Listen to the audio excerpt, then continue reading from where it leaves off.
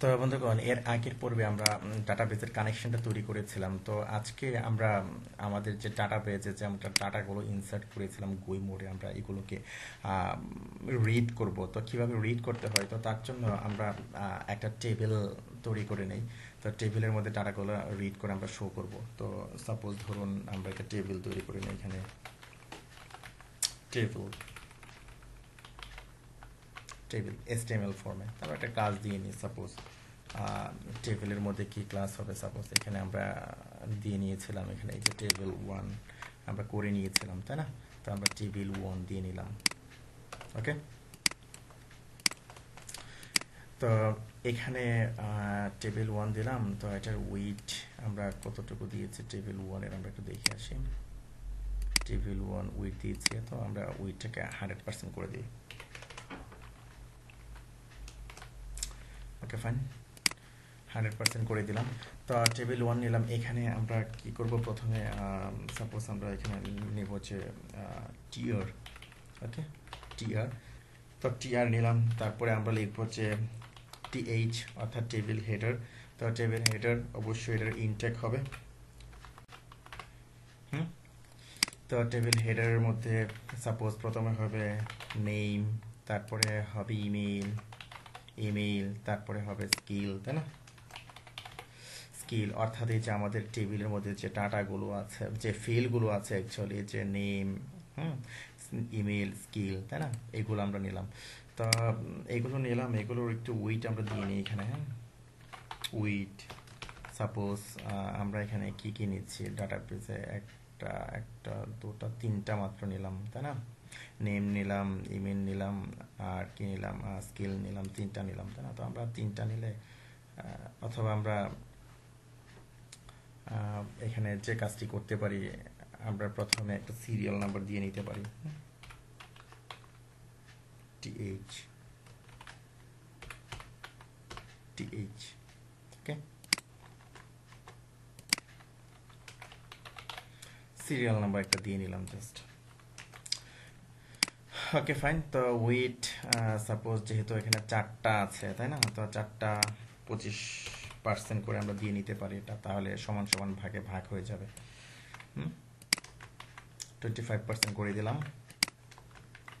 অথবা এটা নেওয়ার দরকার নেই, আমরা এটা দিতে চাচ্ছি না। আমরা এখানে একটা অ্যাকশন দিয়ে নিই, একটা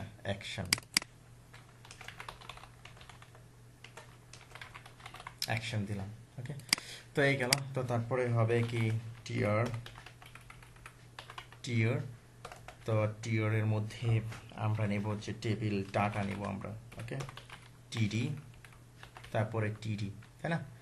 তো এখানে যে কাজটি আপনি করবেন সেটা হলো আমরা নেব এখানে সাপোজ আমরা নেম আছে, তাই না? সাপোজ নেম আছে, নেমটা আমরা এখানে শো করাবো। তারপরে আছে ইমেল আছে, তাই না? ইমেল শো করাবো। তারপরে আছে আপনার স্কিলটা আমরা এখানে শো করাবো। তারপরে আমরা একটা অ্যাকশন দেবো এখানে, টিডি আমরা লিখলাম এইচ রেপ। সাপোজ এডিট করব আমরা এখানে। ওকে, এডিট অথবা আমরা আপডেট লিখতে পারি। এখানে আপনি দিতে পারেন যে update.php। ওকে, তো update.php অবশ্যই সে একটা আইডি দিয়ে নিবে এখানে। সাপোজ একটা আইডি দিলাম 1। ওকে, এরকম হবে জাস্ট। তো আমরা একটা রিলোড দিয়ে দেখে আসি যে আমাদের প্রজেক্টটা কেমন। এই যে এরকম হয়ে গেল। তো টিডিডি যেটা ছিল এটা মাঝে যাওয়ার কথা ছিল, টিডি। আচ্ছা, টেক্সট অ্যালাইন সেন্টার করে দিই, টেক্সট অ্যালাইন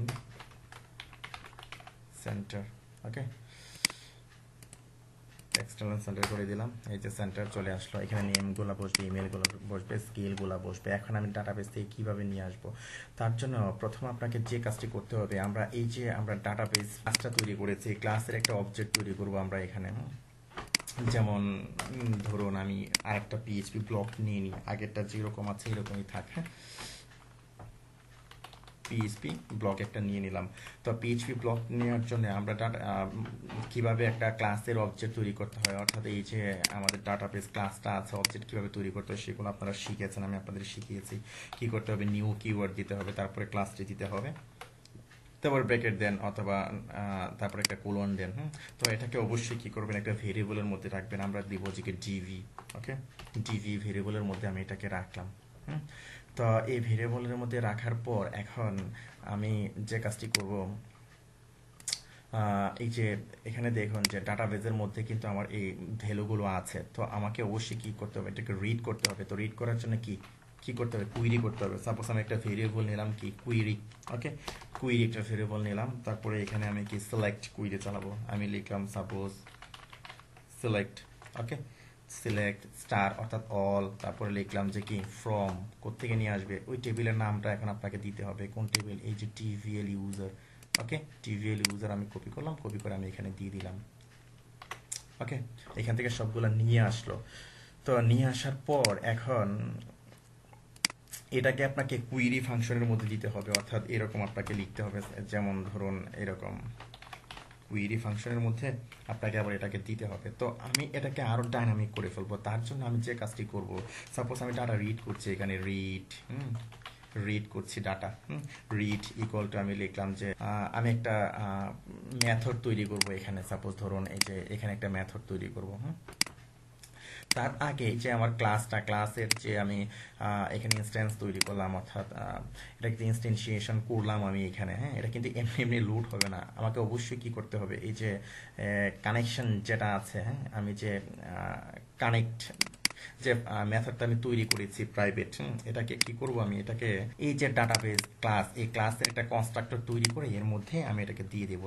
তার জন্য আমি লিখবো যে public function double underscore construct. অবশ্যই এখানে মনে রাখবেন যে এটা হবে কি ডাবল আন্ডারস্কোর। অনেকেই দেখলাম যে একটা আন্ডারস্কোর দেন এবং ফোরামে আবার কোয়েশ্চেন করেন। তো এই জিনিসটা মনে রাখবেন। তো তারপর আপনি কি করবেন, এখানে এই যে আমাদের যে মেথডটা আছে, মেথডটা কি করবেন, এখানে ইনিশিয়ালাইজ করে দিবেন, অর্থাৎ মেথডটা এখানে দিয়ে নেবেন। তো আপনি এখানে লিখবেন এই ক্লাসের মেথড, তাই না, দিস, তারপরে কি এই যে মেথডের নামটা আমি এখানে দিয়ে নিলাম। তো এখন কি হবে, এখন আপনি যে জায়গা থেকে এই ক্লাসটার একটা অবজেক্ট তৈরি করবেন, অটোমেটিক্যালি কি সে এই মেথডটা লোড হবে, অর্থাৎ এই যে এই কানেকশনটাকে লোড হবে। তো তার জন্য অবশ্যই এই যে আপনার এই যে database dot PHP config dot PHP আপনাকে কি ইনক্লুড করে নিতে হবে। তো তার জন্য সাপোজ ধরুন আমি এখানে ইনক্লুড করে নিই আবার, ইনক্লুড, প্রথমে আছে কি কনফিগ ডট পিএইচপি, ওকে, তারপরে হবে database dot PHP, database dot PHP আমি কি করলাম, এই দুটোকে ইনক্লুড করে নিলাম, গেল। এটা ভাবে লিখি, সমস্যা নেই। তো ইনক্লুড করে নিলাম। এখন আমি কি করব, এটাকে আরো ডাইনামিক করার জন্য, কুইরিটাকে ডাইনামিক করার জন্য আমি আরেকটা মেথড আমি এখানে তৈরি করে নেব। সিলেক্ট কুইরির জন্য আমি একটা কি করব, মেথড তৈরি করে নিলাম। এখানে কানেকশনের জন্য আমি এটা তৈরি করলাম না, এটা এই পর্যন্ত। তো তার জন্য আমি কি করব, এখানে একটা সাপোজ আমি এখানে কমেন্টে দিয়ে রাখলাম যে select or read data, okay, data select অথবা কি হবে রিড। তার জন্য আমি একটা মেথড তৈরি করে নিই, suppose public function select data অথবা সিলেক্ট, তো দিয়ে নিলাম। তো এখানে এই যে ফাংশনটা আমি কি করলাম, এখানে কি করলাম, আমি একটা মেথড তৈরি করলাম, তাই না। তো এই মেথডটাকে আমি অ্যাক্সেস করব কিভাবে, এই যে আমি এটাকে ইনক্লুড করে নিলাম, ইনক্লুড করে একটা ইনস্ট্যান্স তৈরি করে নিলাম, তাই না। এই যে ইনস্ট্যান্সটা তৈরি করে নিলাম, আশা করি বুঝতে পেরেছেন বিষয়টা। তো এখন আমি এটাতে অ্যাক্সেস করব কিভাবে, এখন অ্যাক্সেস করব এই যে ডিভি এভাবে লিখবো। লেখার পরে এই যে আমার যে মেথডটা আমি তৈরি করলাম, এই যে এই মেথডটা আমি এখানে দিয়ে নিব, মেথডটা আমি এখানে দিয়ে নিলাম, অর্থাৎ কল করলাম। তো মেথডটা দিয়ে নেওয়ার পর এই যে আমি কুইরিটা লিখলাম, কুইরিটা আমি এর মধ্যে পাস করে দেব। আশা করি বুঝতে পেরেছেন, খুব ভেঙে ভেঙে বলছি। খুব মনোযোগ দিয়ে দেখুন, অথবা ভিডিওটি পোস্ট দিয়ে দিয়ে অথবা ডানে বামে টেনে আপনারা বিষয়টি দেখবেন কিভাবে করেছি। ওকে, অর্থাৎ আমি এখানে কি একটা মেথড তৈরি করেছি, মেথডটাকে আমি কি করেছি এখানে কল করেছি। তো কিভাবে কল করেছি, এটাকে কল করার জন্য এই যে আমি ডাটাবেস নামে একটা ক্লাস তৈরি করেছি, এর একটা অবজেক্ট আমি এখানে তৈরি করেছি, তাই না? এই অবজেক্ট তৈরি করার জন্য অবশ্যই তাকে ইনক্লুড করে নিতে হবে, এই দুটাকে। তো অবজেক্ট তৈরি করার পর এই যে এই ভেরিয়েবলের মধ্যে রাখলাম, তো এর মাধ্যমে আমি কি করলাম, এই যে আমাদের যে সিলেক্ট যে মেথডটা, এই মেথডটাতে কি করলাম, আমি অ্যাক্সেস করলাম।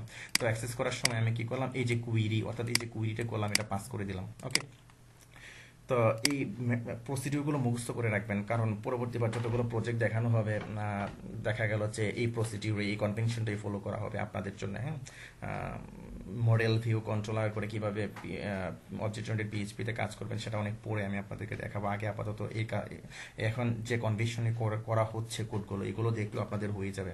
এভাবেই আপনি কোড করতে পারবেন, খুব এক্সপার্ট হয়ে যাবেন। এটা অনেক সুন্দর একটা কনভেনশন। তো গেল, তো এখন কি করবেন, এখানে সিলেক্ট কুইরি। সাপোজ আমি কি করলাম, এই যে কুইরিটা আমি দিয়ে দিলাম এখানে, তাই না? এই যে এটা, তাই তো, তাই না? তো আমি এখানে এটাকে লিখলাম, লেখার পর আমি সাপোজ ধরুন আমি একটা ভেরিয়েবল নিলাম result, variable actually property result. এই রেজাল্টের মধ্যে প্রথম যে কাজটি করবেন ইজ দিস লিঙ্ক, তাই না? এই লিঙ্কের মধ্যেই তো আমি এই লিঙ্কটা রাখলাম, অর্থাৎ আমার ডাটাবেসের কানেকশনটা রাখলাম। এই কানেকশনটা আগে আপনাকে এইভাবে লিখতে হবে, লেখার পরে তারপর আপনাকে কুইরি ফাংশনটা দিতে হবে, কুইরি। ওকে, এই কুইরি ফাংশনটার মধ্যে আপনি কি করবেন, আপনি যে কুইরিটা পাস করেছেন এই কুইরিটা আপনি এখানে দিয়ে নেবেন। আশা করি বুঝতে পেরেছেন বিষয়টা। ওকে, আর খুব বেশি কঠিন লাগলে বারবার প্র্যাকটিস করবেন, বারবার আমার কথাগুলি শুনবেন আমি কি বলেছি। ওকে, ওর ডাই কি করবে, ডাই এই রোডটা সে জেনারেট করবে কিভাবে, এই যে দিস লিঙ্ক, এই লিঙ্কের এই রোডটাই তো জেনারেট করবে, তারপরে হবে কি ইরোর। ওকে, ইরোর হবে।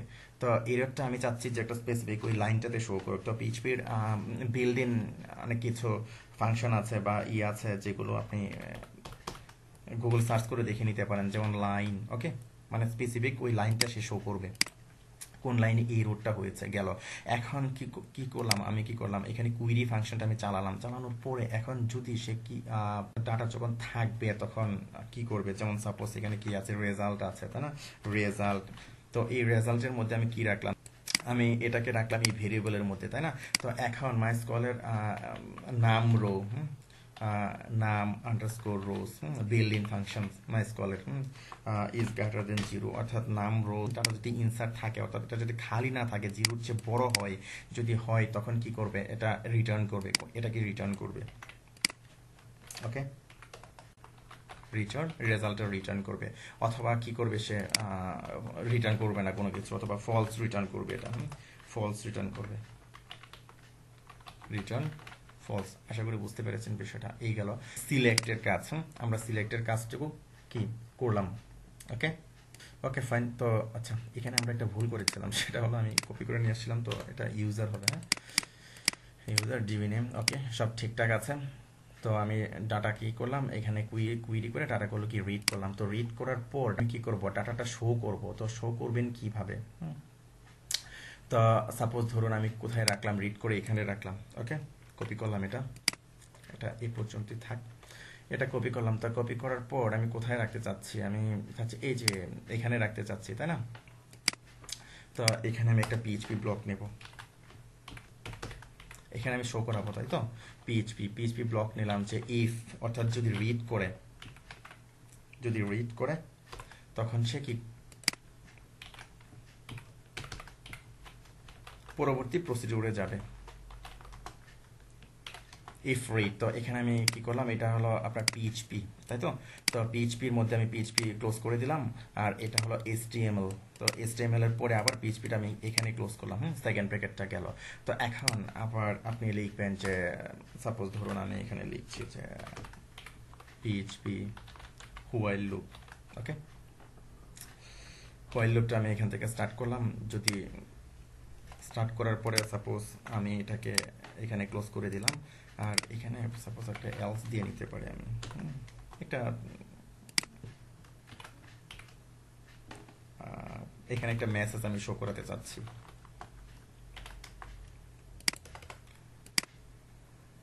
আচ্ছা, এটা পরে করছি। তো এখানে হোয়াইল দিলাম আমি, তাই না? এই যে হোয়াইল এখানে স্টার্ট হলো, এখানে হোয়াইলটা ক্লোজ হয়ে গেল, তারপরে আবার কি এই যে রিড এখানে স্টার্ট হলো, এখানে ক্লোজ হলো, আবার এলস এখানে স্টার্ট হলো, এখানে ক্লোজ হলো। এখানে আমি জাস্ট একটা মেসেজ শো করাবো। এখানে সাপোজ আমি এখানে দিয়ে নিতে পারি যে data is not available. Okay, data is not available, অর্থাৎ আপনার কোনো ডাটা নেই আপনার ইয়েতে, ডাটাবেজের মধ্যে, data is not available. Okay fine. তো এখন আমি কি করলাম, যে হোয়াইল, তাই না?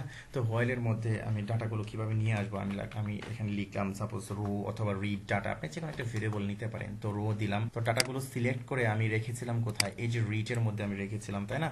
তো এখন আমি লিখবো যে রিড। তো রিড কি আকারে সে রিড করবে, CSS এর আকারে রিড করবে, fetch underscore assoc। ওকে, fetch underscore assoc এই ফাংশনটা আমি দিয়ে দিলাম, অর্থাৎ সে অ্যাসোসিয়েটিভ এর আকারে ডাটাগুলো রিড করে কি সে নিয়ে আসবে। তো নিয়ে আসার পর আমি কি করব, এই যে রোতে এখানে রাখলাম, তাই না? তো রাখার পর এখন আমি এখানে কি করব, এই যে এই প্রত্যেকটা যার জায়গায়, অর্থাৎ নেমের জায়গায় নেম, ইমেলের জায়গায় ইমেল, আমি কি করব, এটাকে ইকো করে দেবো, ইকো এই যে রো। তো রো এর মধ্যে ডাটাগুলো কি কি ডাটা আছে, এখানে আছে আপনার এই যে দেখুন, এখানে আছে নেম আছে, ইমেল আছে, স্কিল আছে, তাই না? তো আমি এখানে লিখলাম যে সাপোজ নেম লিখলাম, নেম। ওকে, এটাকে উঠিয়ে দিলাম, উঠিয়ে দিয়ে এটা কপি করে দিলাম, নেম, ইমেল, তারপরে কি আছে, স্কিল আছে, তাই না? আমি এটাকে রিমুভ করে দিলাম, আর এখানে অ্যাকচুয়ালি আইডিটা হবে PHP echo রো, তারপরে হবে কি আইডি, অর্থাৎ এই যে আমি ফ্যাচল না, এই যে সবগুলো যে আমি নিয়ে আসলাম, এই যে টেবিল ইউজার থেকে আমি কি করলাম, সবগুলো নিয়ে আসলাম, তাই না? আইডিটাও আছে, আইডি নেম সবগুলোই আছে। আর আইডিটা আমি এখানে লোড করলাম কেন, সেই প্রত্যেকটা এক একজনের আইডি ধরে ধরে আমি কি করব, অ্যাকশন চালাবো। ওকে, তো আমি সেভ করলাম, সেভ করার পর যদি কোনো প্রবলেম না হয়, ডাটাগুলো রিড করার কথা, এই যে দেখুন সবগুলো কিন্তু চলে আসছে, তাই না? খুব সুন্দরভাবে চলে আসছে। তো আমি ফিল্ড একটু কমিয়ে বাড়িয়ে দিতে পারি, সমস্যা নেই। যেমন ধরুন আমি এটাকে স্কেলকে আমি 15% করে দিলাম, আর এটাকে নেমকে আমি 25% করে দিলাম। ওকে, বেশি হয়ে গেল, ঠিক আছে? এই যে এরকম হয়ে গেল, অর্থাৎ ডাটাগুলো আমার ডাটাবেজে যে ডাটাগুলো ছিল, এই যে ডাটাবেজে সেই ডাটাগুলোকে আমি এখানে নিয়ে আসলাম। তো এখন আমি যদি এখানে রাখি, কার্সর রাখি, আপনি এইদিকে দেখুন যে id=1 দেখাচ্ছে, তারপর id=2 দেখাচ্ছে, তারপর কামরুলের জায়গায় রাখলে id=3 দেখাচ্ছে, তারপরে এখানে জামিলের জায়গায় রাখলে, এডিটে রাখলে কি id=4 দেখাচ্ছে। এই এক একজনের আইডি ধরে ধরে আমি কি করব, ডাটাগুলো কি আপডেট করব। তো আপডেটের কাজটা আমরা পরবর্তীতে করব। তো সবচেয়ে যে জিনিসটা প্রয়োজন, অর্থাৎ আপনাদেরকে পরবর্তী পর্বে আমি ডাটা ক্রিয়েট করে দেখাবো, অর্থাৎ কিভাবে ডাটা আপনি ক্রিয়েট করবেন। তো ওকে ফাইন, ধন্যবাদ।